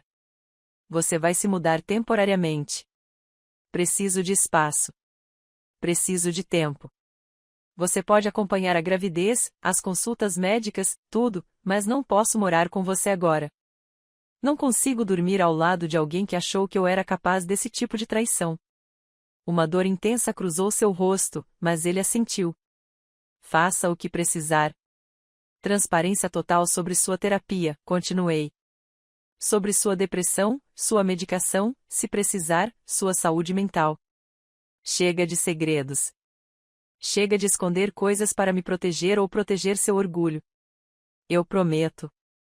E Matthew, olhei-o diretamente nos olhos. Se você alguma vez, me acusar de algo assim de novo, acabou. Sem segundas chances, sem terapia, simplesmente acabou. Entendeu? Entendi. Recuei um passo, deixei-o entrar na sala e observei-o mover-se com cuidado, como se temesse que movimentos bruscos pudessem destruir o frágil que estávamos tentando reconstruir. Posso ver? Perguntou ele baixinho. O ultrassom, nosso bebê.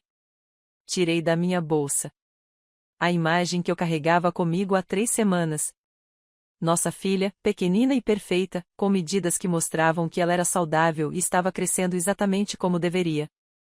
Matthew pegou a foto com as mãos trêmulas e a encarou como se estivesse presenciando um milagre. Desculpe, ele sussurrou para a imagem. Me desculpe mesmo. Sua voz quase falhou por completo.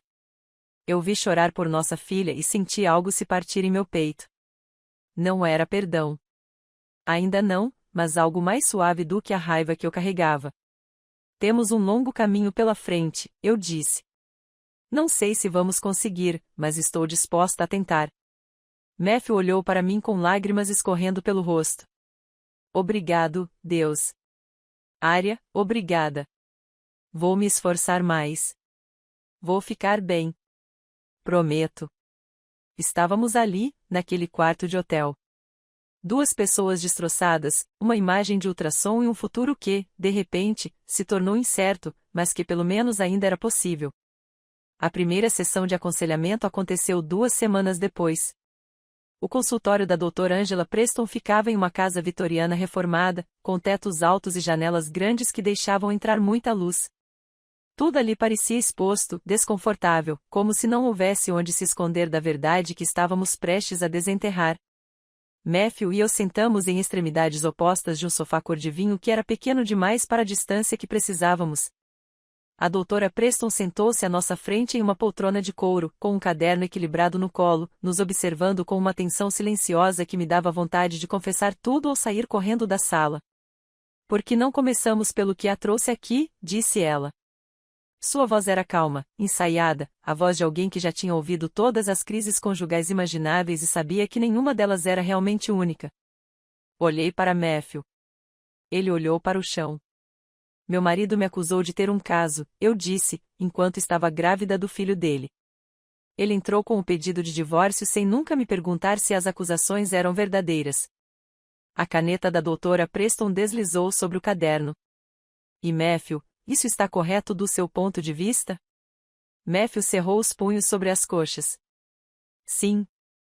Vi cobranças em uma clínica pré-natal e me convenci de que ela estava grávida de outro homem.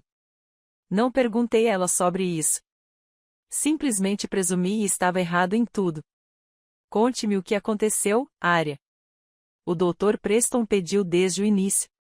Então, eu contei.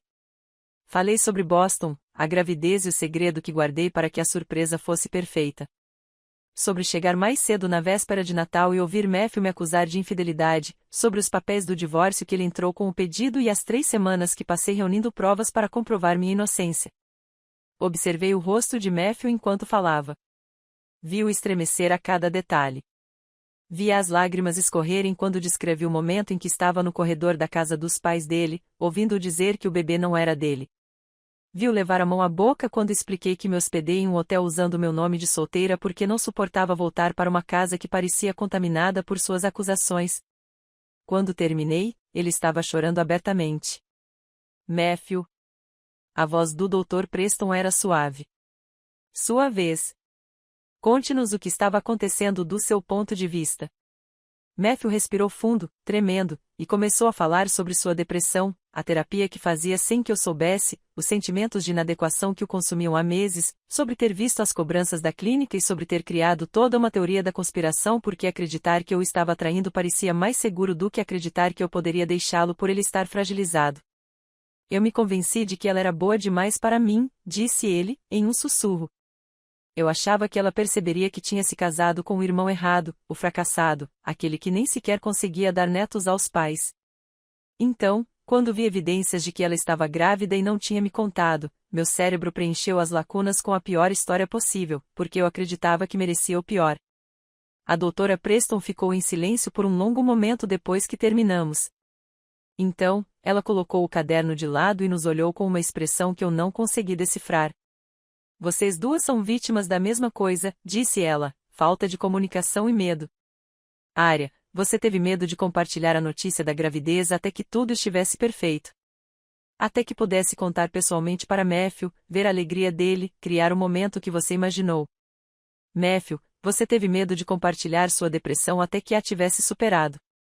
Até que pudesse ser o marido forte que você achava que Arya precisava. Vocês dois guardaram segredos para se protegerem. E esses segredos quase destruíram vocês. Nunca tinha pensado nisso dessa forma. Nunca tinha considerado que o meu segredo, guardado com amor, guardado para gerar alegria, era fundamentalmente o mesmo que o segredo de Matthew sobre terapia e depressão. A questão agora, continuou o Dr. Preston, é se é possível reconstruir a confiança que foi quebrada não por malícia, mas por medo e falta de comunicação. Isso é, de certa forma, mais difícil do que reconstruir uma relação após uma traição, porque ambos precisam reconhecer sua parcela de responsabilidade pelo ocorrido. Olhei para Matthew. Ele me encarava com os olhos vermelhos e o rosto repleto de esperança e terror em igual medida. "Quero tentar", eu disse, "mas não sei como." "Vamos descobrir juntos", disse o Dr. Preston. Uma sessão de cada vez. A reconstrução foi lenta, glacialmente dolorosa. Matthew se mudou para um pequeno apartamento perto do escritório. Um apartamento de um quarto com paredes bege e móveis genéricos que não tinham nada a ver com ele. Eu fiquei na nossa casa, dormindo na nossa cama, caminhando pelos cômodos que guardavam lembranças de quem costumávamos ser. Conversávamos todas as noites, em ligações marcadas para as 19 horas que duravam exatamente 30 minutos, porque era o máximo que eu conseguia suportar.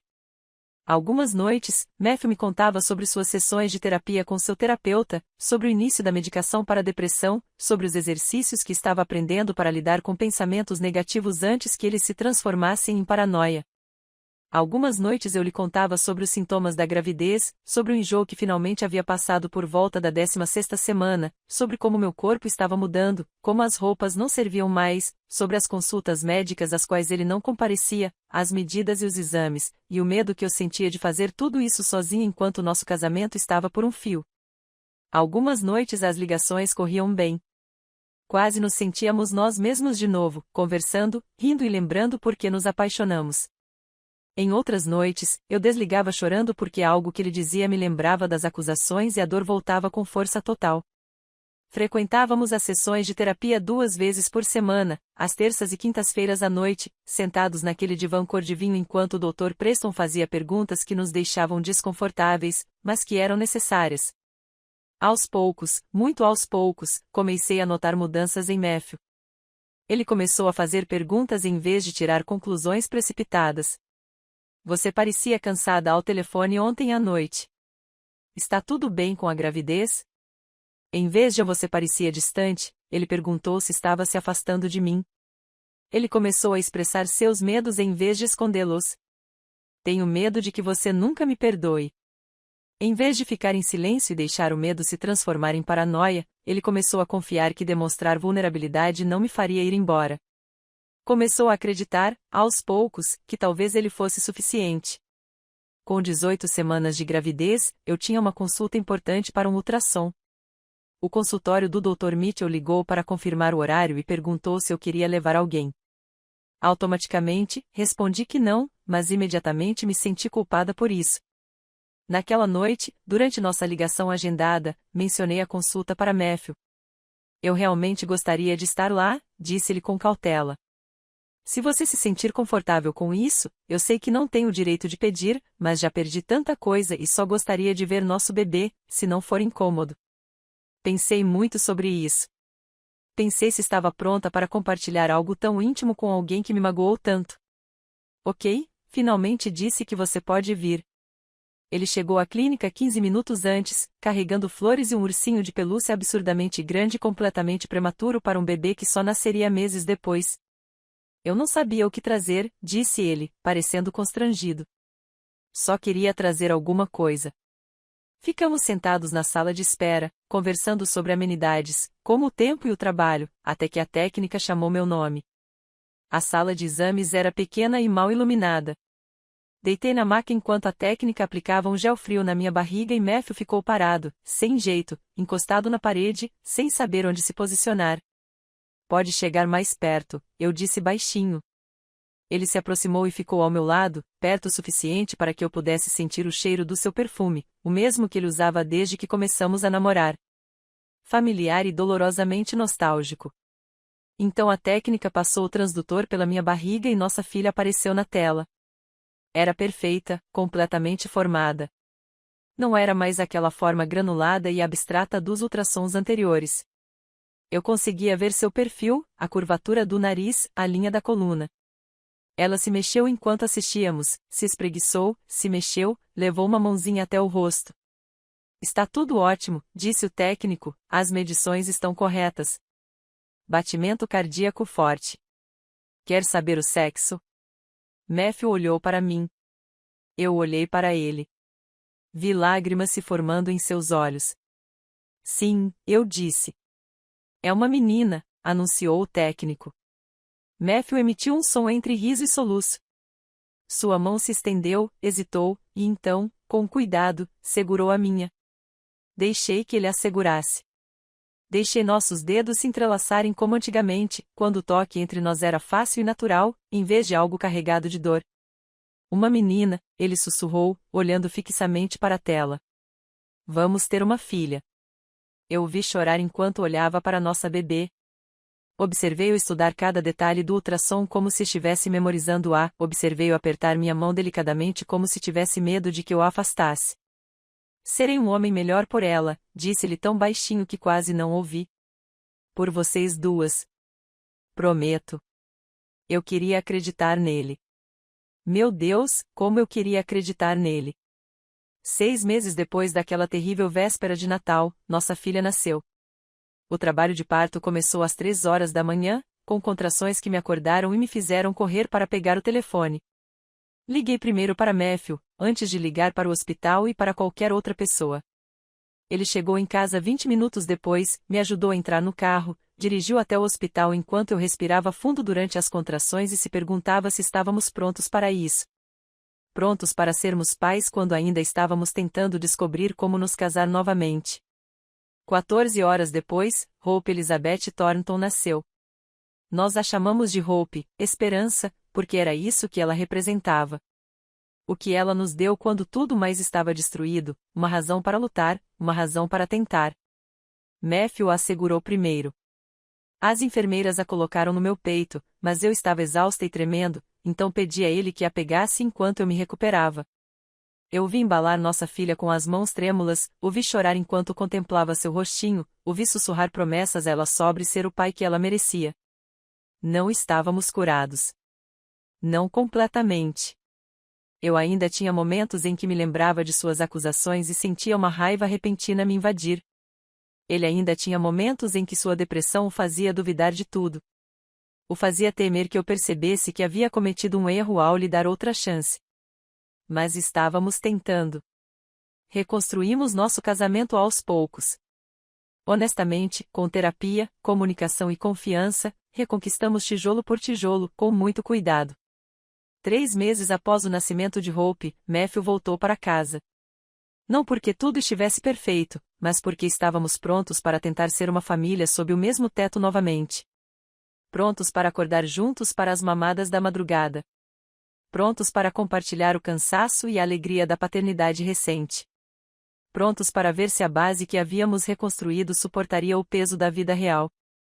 No nosso 6º aniversário, Matthew me deu um presente, uma nova aliança de casamento, em ouro rosa, delicada, com uma gravação interna que significava tudo. Asterisco, eu escolho a confiança. Voz. Asterisco. Eu a usei ao lado do meu anel original, aquele que ele me deu 7 anos atrás, quando éramos jovens e ingênuos e pensávamos que o amor bastava. Agora sabíamos mais. O amor não bastava. A confiança era o que importava. Honestidade, comunicação, escolher um ao outro todos os dias, mesmo quando era difícil. Tínhamos sobrevivido à pior coisa que eu poderia imaginar acontecendo a um casamento. E, do outro lado, encontramos algo mais forte do que tínhamos antes. Não era perfeito.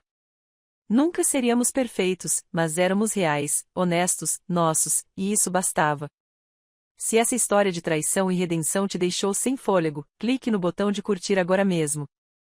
Minha parte favorita foi quando Arya entrou na sala de estar e colocou todas as evidências sobre a mesa de centro. Qual foi o seu momento favorito? Deixe um comentário abaixo. Não perca mais histórias emocionantes como essa.